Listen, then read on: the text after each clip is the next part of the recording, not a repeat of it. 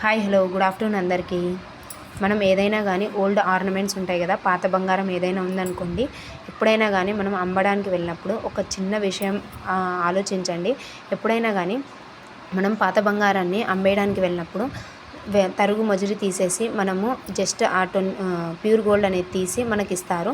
దానికన్నా మనం ఏదైనా గోల్డ్ జ్యువెలరీ షాప్కి వెళ్ళి అది ముందే, అంటే మనం దాన్ని ఎప్పుడైనా కానీ కరిగించాలనుకున్నాం అనుకోండి, ముందే దాన్ని ఇచ్చేసి ఆఫ్టర్ 11 మంత్స్, అంటే ఏదైనా కొన్ని షోరూమ్స్లో ఎట్లా అంటే 11 మంత్స్ తర్వాత ఆ గోల్డ్కి ఎంత గోల్డ్ ఉందో దానికి విఏ అనేది వాళ్ళ చార్జ్ చేయకుండా మనకి ఫస్ట్ మనం ఏ రోజైతే కట్టింటామో ఆ రోజు గోల్డ్ రేట్ అనేది ఫిక్స్ చేస్తారు. అప్పుడు మనం ఏం చేసుకోవచ్చు అంటే కొత్త ఆర్నమెంట్ తీసుకోవచ్చు. అదే అట్లా కాకుండా మనం ఇప్పటికిప్పుడు ఓల్డ్ ఆర్నమెంట్ మనం చేంజ్ చేసుకోవాలనుకోండి, ఇప్పుడు మొత్తం తీసేసి 24 క్యారెట్స్ది ఇస్తారు.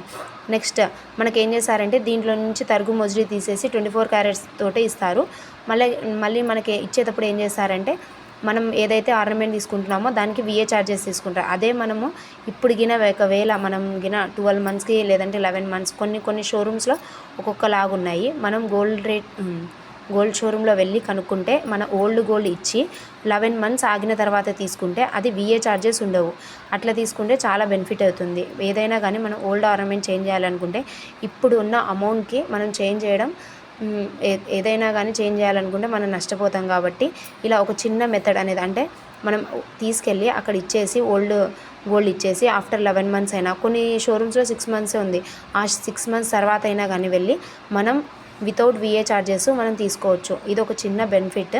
కాబట్టి మనం ఏదైనా కానీ ఓల్డ్ గోల్డ్ అనేది అమ్మడానికి వెళ్ళినప్పుడు ఇది ఒక చిన్న టిప్ ఫాలో అవ్వండి, మనకి మనీ అనేది సేవ్ అవుతుంది.